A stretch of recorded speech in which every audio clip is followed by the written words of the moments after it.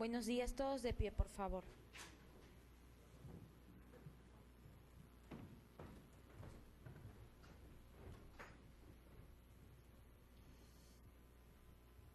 Asiento, por favor.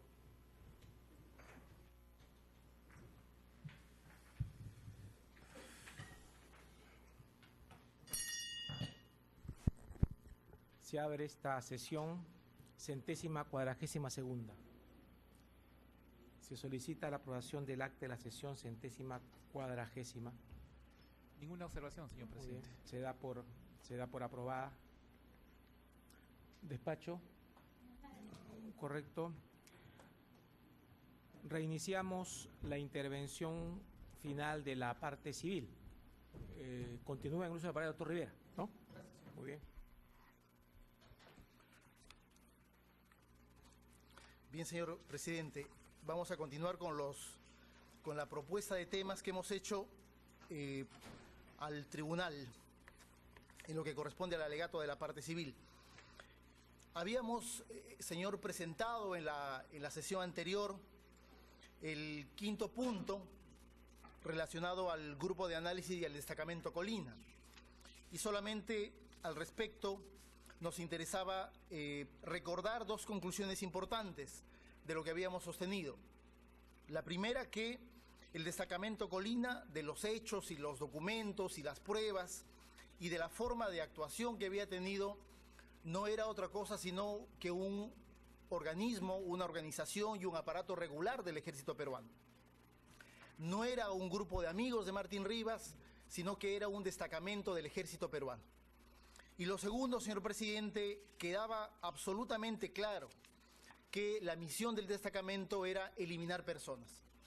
Habíamos presentado diversos testimonios de Supo Sánchez, de Saúñi Pomaya, de Chucky Aguirre, de Alarcón González, de Coral, de Ortiz, de Paquillauri, que daban cuenta justamente de lo que para ellos había significado la misión del destacamento. Inclusive recordábamos esa frase memorable de Sosa cuando dice: nosotros no somos corruptos, en todo caso somos asesinos. Lo que ahora corresponde, señor, es trabajar lo que son propiamente las acciones del destacamento Colina, que es esa sexta parte de nuestro alegato. Y esta parte tiene 7 puntos. El primero de ellos es un punto en el cual queremos simplemente recordar un aspecto importante. Las acciones del destacamento Colina son operaciones especiales de inteligencia. Son ahora calificados como hechos delictivos, crímenes, tal como fueron ejecutados, pero frente a las operaciones y a la doctrina del ejército fueron operaciones especiales de inteligencia.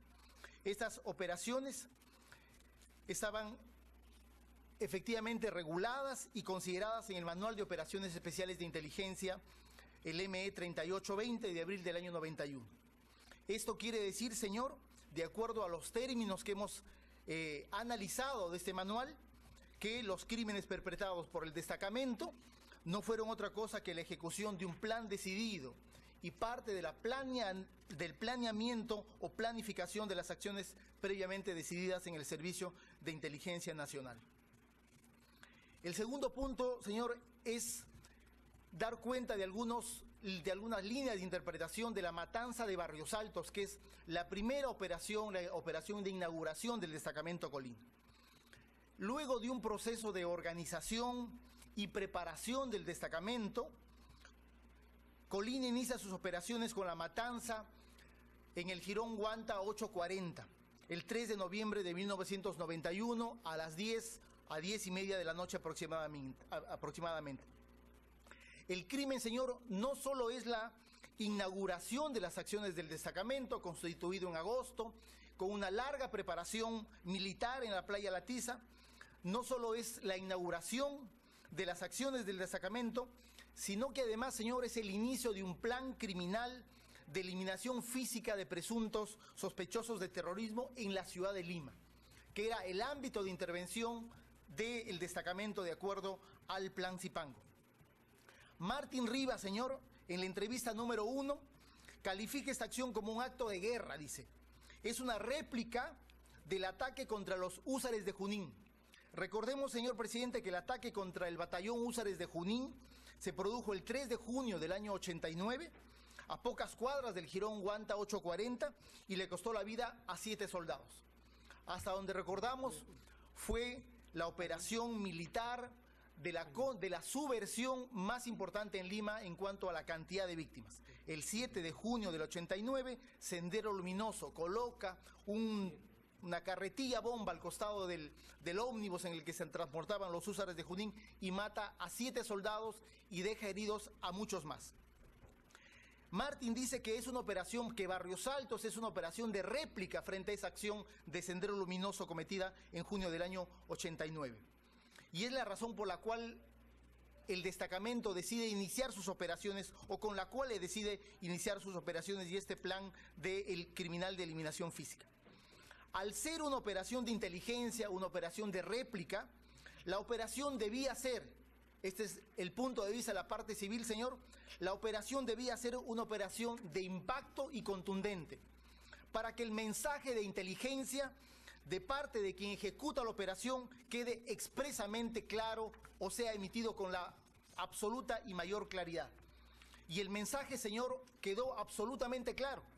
El Estado los había descubierto y había tomado la decisión de actuar con la mayor violencia posible. Ese era el mensaje del crimen en Barrios Altos, un mensaje de inteligencia en una guerra clandestina que se iniciaba a partir de una decisión política del presidente de la República. Martín, además, señor, le dice a Jara en el libro Ojo por Ojo, una guerra es un intercambio de mensajes, de símbolos, no hay hechos aislados, desde un poste caído hasta un coche bomba, todo tiene su razón de ser. En este tipo de guerra, esa es la manera como dialogamos los enemigos. Sendero la usó desde el inicio. Y agrega Martín en el libro Ojo por Ojo, en la página 132, dice: teniendo el Estado una organización de mayor envergadura, teníamos que replicar y meter el miedo que nos metían, que a ellos les pase lo que a nosotros nos pasaba. De hecho, la matanza de Barrios Altos, señor, fue desde el inicio de la guerra el crimen más horrendo en la ciudad de Lima perpetrado por las Fuerzas Armadas. La operación, por lo tanto, es una operación que tiene una decisión y que quiere marcar un énfasis en la guerra. La operación tiene que marcar un antes y un después en el conflicto armado en la ciudad de Lima, y efectivamente así fue. ¿Quién dio la orden? Lo ha dicho Sosa, señor presidente, en la entrevista en el diario La República, publicada el 2 de marzo del año 2008, dice Sosa, fue Montesinos, ante la pregunta de la periodista Castillo.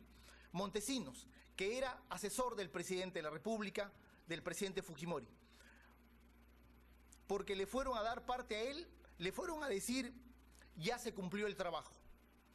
5 semanas después, señor presidente, después de la matanza de Barrios Altos, el acusado Fujimori, en el discurso de cierre de año, de clausura del año académico en la Escuela Militar de Chorrillos, dijo que la estrategia contrasubversiva en los últimos 9 meses tenía impactantes resultados.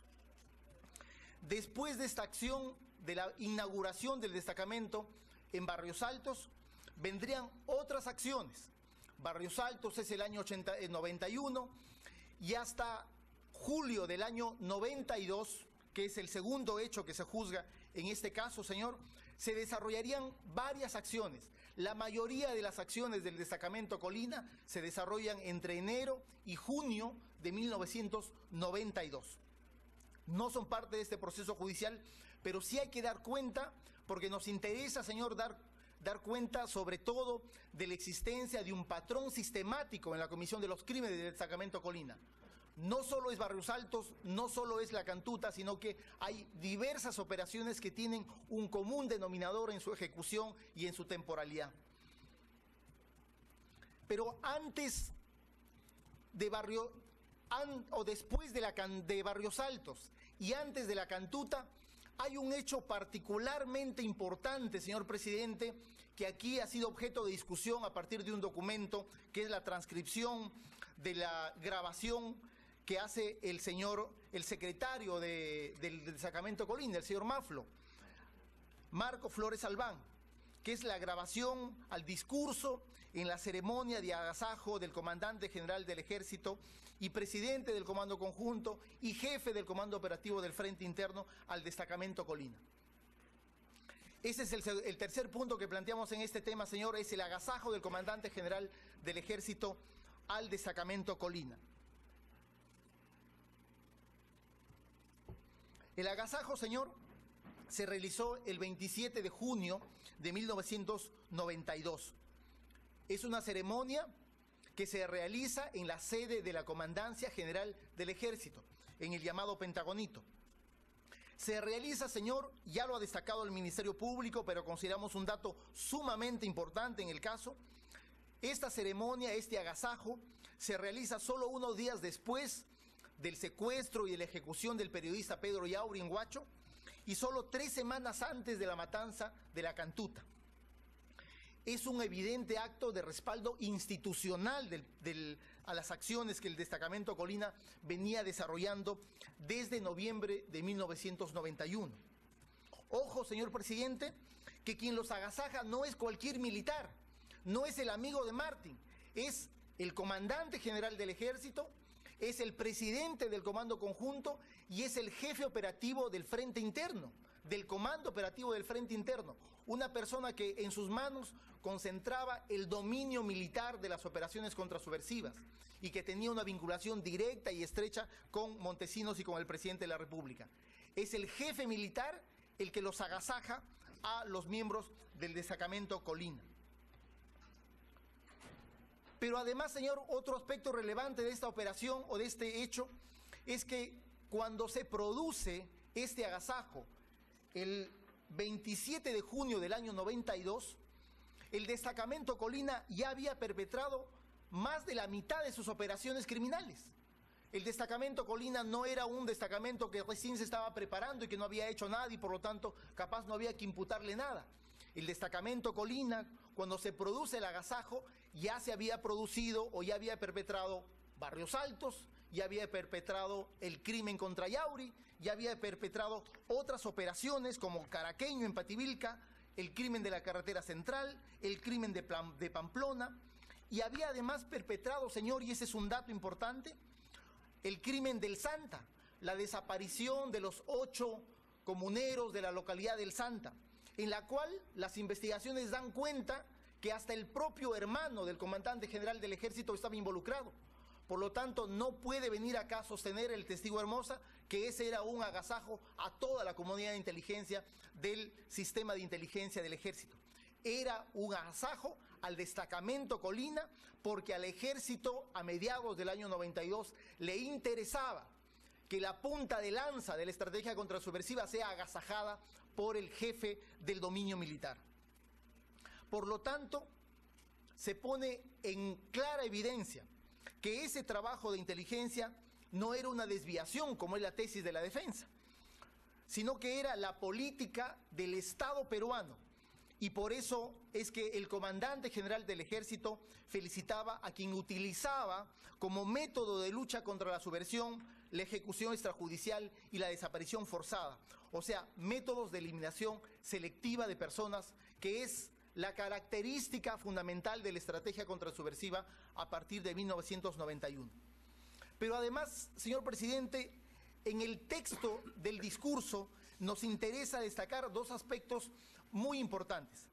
El primero es la dimensión de los alcances de la decisión política en una guerra.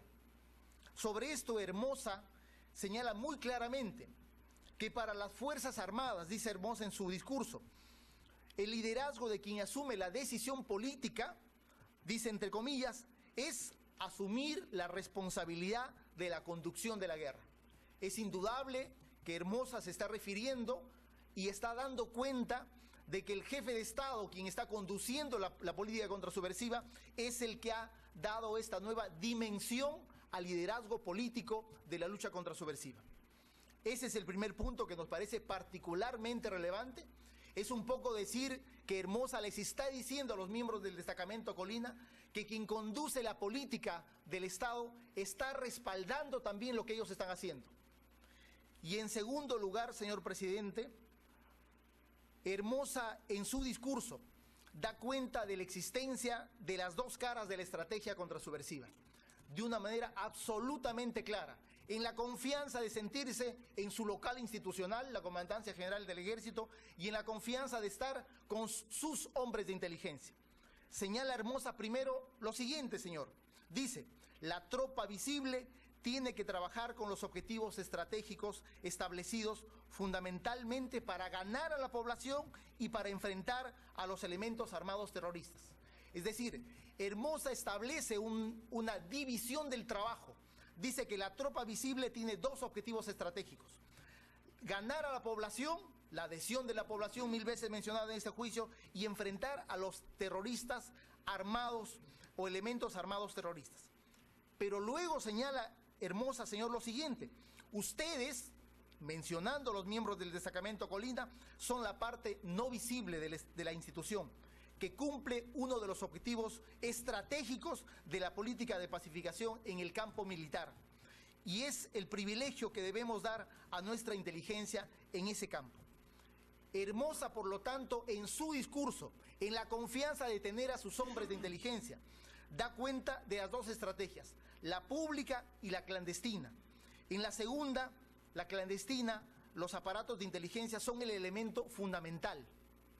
Pero volvemos a remarcar, él está dando cuenta de la existencia de una sola estrategia que tiene dos caras o dos facetas de implementación, en la cual los aparatos de inteligencia es la parte no visible, pero que cumplen, dice, objetivos estratégicos de la institución. Hay una división del trabajo, señor, a nivel del ejército para la misma estrategia. Es eso lo que da cuenta Hermosa. Hay una división del trabajo. Unos son los encargados de ganarse a la población, de combatir a los elementos armados, y seguramente se está haciendo referencia a los elementos militares de las grandes unidades en los frentes contrasubversivos, y los otros hacen el trabajo no visible. ¿Qué es el trabajo no visible? Las operaciones especiales de inteligencia. ¿Cuáles son las operaciones especiales de inteligencia? Eliminar personas. Ambas golpean, señor, el mismo objetivo. Ambas golpean el mismo enemigo en dos terrenos y en dos dimensiones diferentes, pero concurrentes una con otra. En ambas, Hermosa reconoce que hay objetivos estratégicos que tienen un nivel de correspondencia porque apuntan en la misma dirección. Esos son los dos puntos que desde nuestra posición resultan sumamente importantes dar cuenta, porque efectivamente Hermosa, en la confianza de tener a sus elementos, efectivamente despliega con toda sinceridad cuál es la estrategia del Estado en ese momento, que es lo que desde la Fiscalía y la parte civil hemos venido señalando. El cuarto punto, señor, es un suceso que se produce solo 3 semanas después del agasajo del comandante general del Ejército, que es la desaparición y ejecución de los estudiantes, de los 9 estudiantes y el profesor en la Cantuta. Volvemos a Martín, señor. Martín, en la entrevista número 1, vuelve a decir, la Cantuta es un acto de guerra. Y en su entrevista número 3, sostiene que fue una operación de réplica. Nuevamente, el mensaje de inteligencia, nuevamente, la metodología de la réplica como modus operandi de los aparatos de inteligencia militar.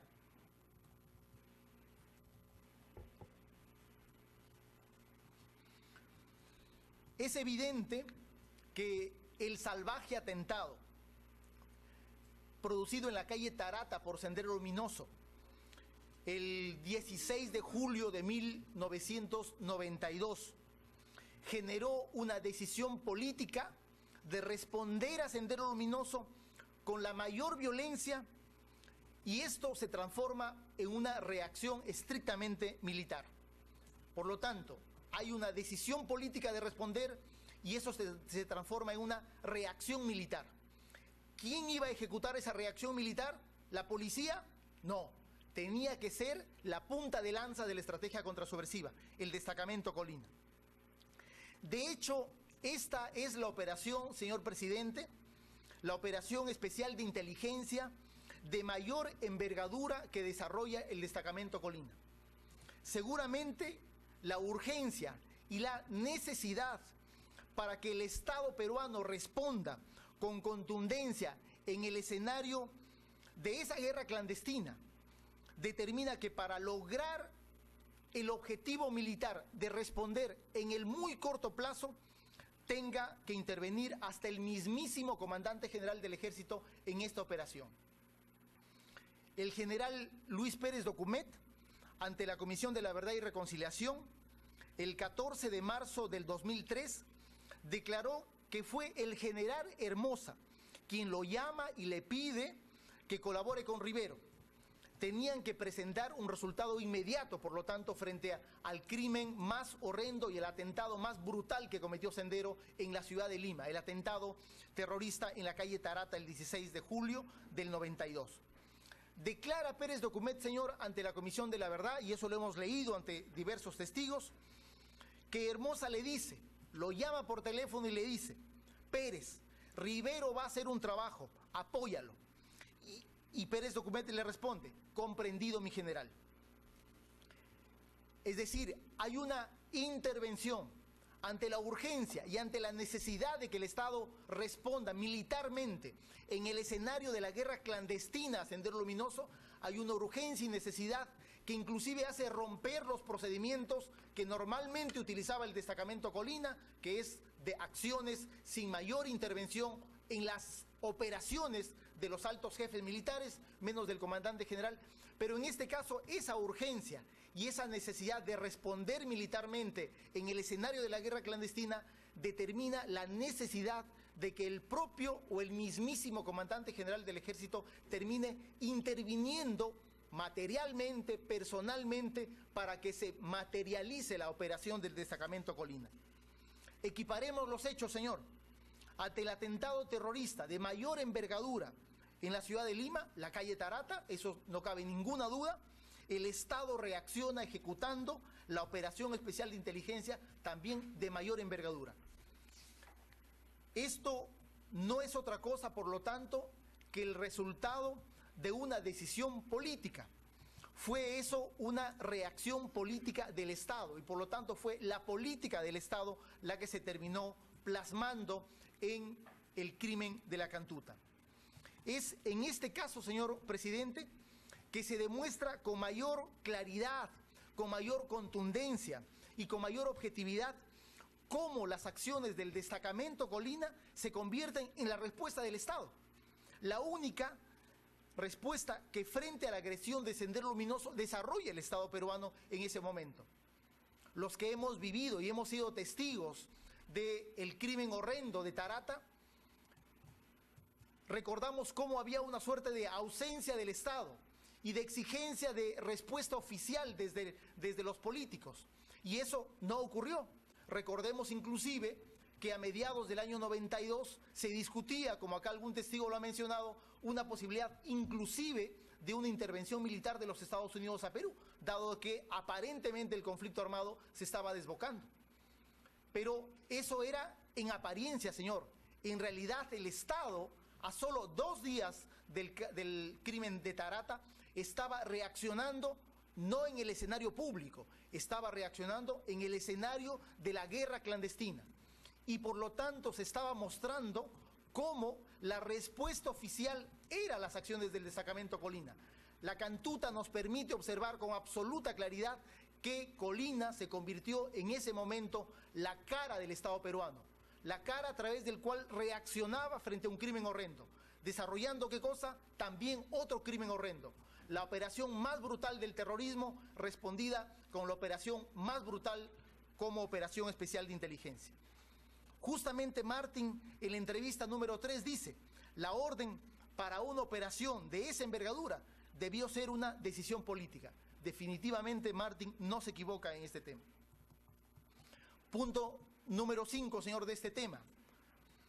La lista de las operaciones especiales de inteligencia. Si pudiéramos pasar a la siguiente lámina. Ahí podemos observar, señor presidente, la larga lista de operaciones especiales conocidas desarrolladas por el destacamento Colina. Esto nos va a permitir hacer algunas afirmaciones respecto de la existencia de un plan sistemático. Colina no solo cometió Barrios Altos, Colina no solo perpetró la Cantuta.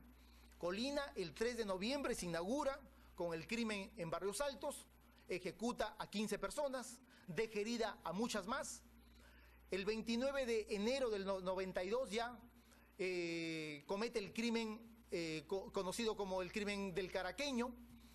En febrero del 92, no tenemos una fecha exacta, perpetra el crimen en la carretera central. El siguiente mes, en marzo, comete el crimen en Pamplona. El 2 de mayo se produce el secuestro y la desaparición de los 8 pobladores del Santa. Esa es una operación a inicios del mes de mayo. Varias semanas después, el 24 de junio del 92, secuestra y desaparece y ejecuta al periodista Pedro Yauri.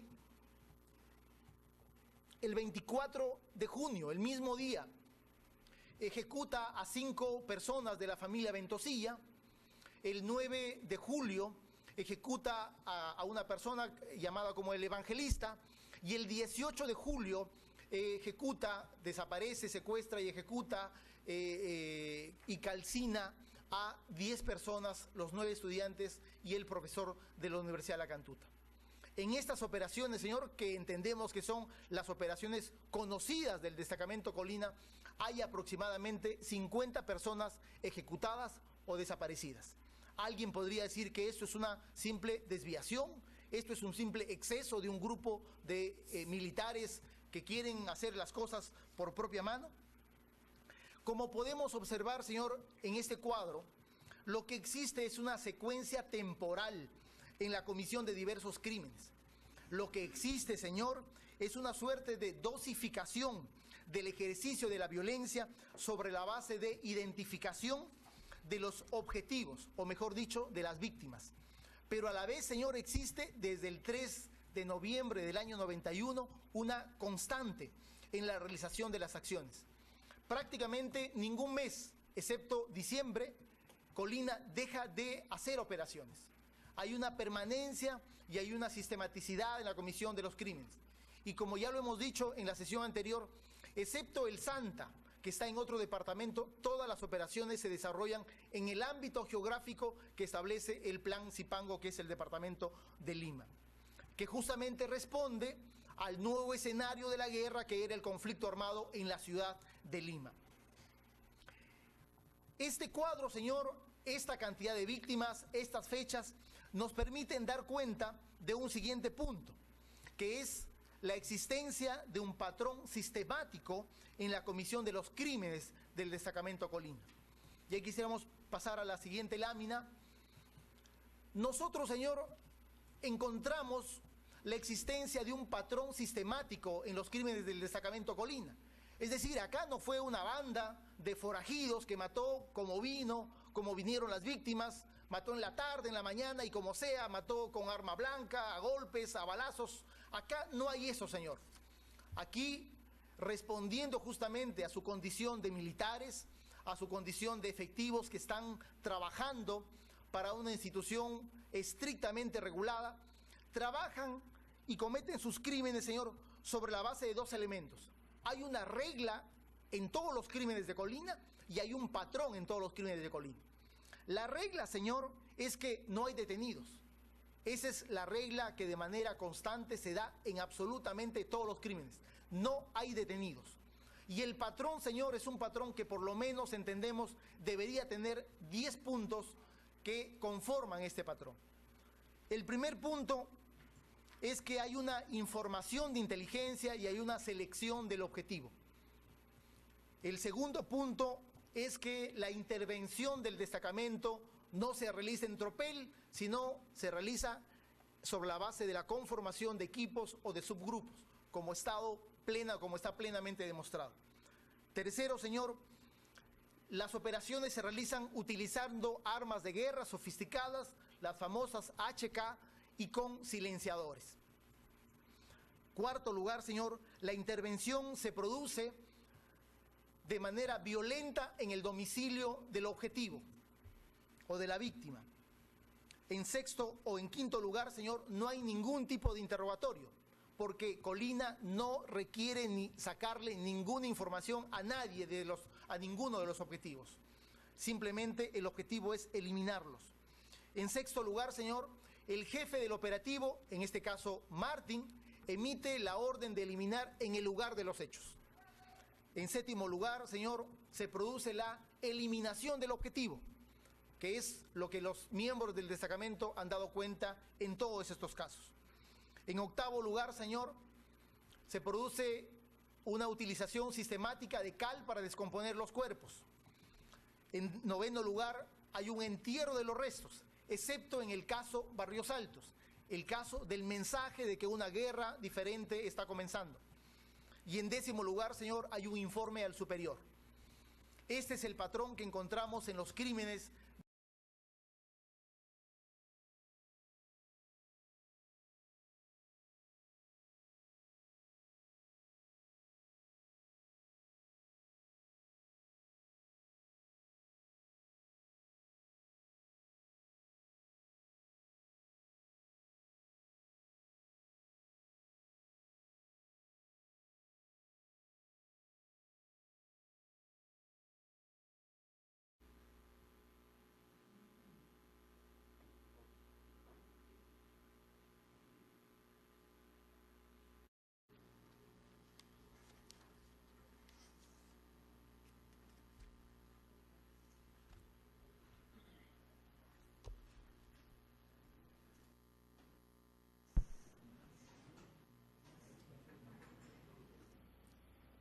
Se solicita la aprobación del acta de la sesión 140ª.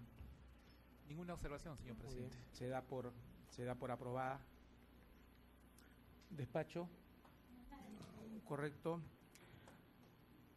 Reiniciamos la intervención final de la parte civil. Continúa en el uso de la palabra, doctor Rivera, ¿no? Muy bien.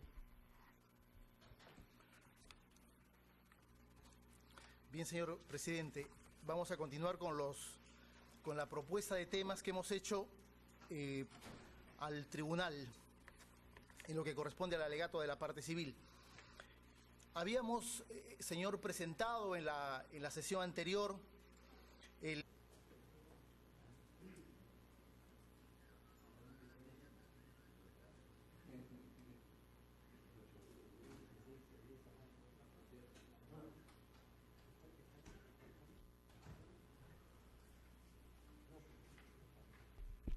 Buenos días, todos de pie, por favor.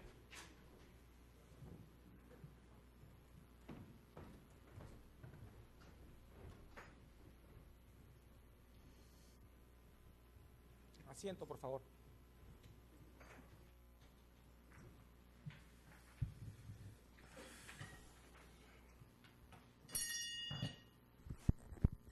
Se abre esta sesión 142ª. El quinto punto relacionado al grupo de análisis y al destacamento Colina. Y solamente al respecto nos interesaba recordar dos conclusiones importantes de lo que habíamos sostenido. La primera, que el destacamento Colina, de los hechos y los documentos y las pruebas y de la forma de actuación que había tenido, no era otra cosa sino que un organismo, una organización y un aparato regular del ejército peruano. No era un grupo de amigos de Martín Rivas, sino que era un destacamento del ejército peruano. Y lo segundo, señor presidente, quedaba absolutamente claro que la misión del destacamento era eliminar personas. Había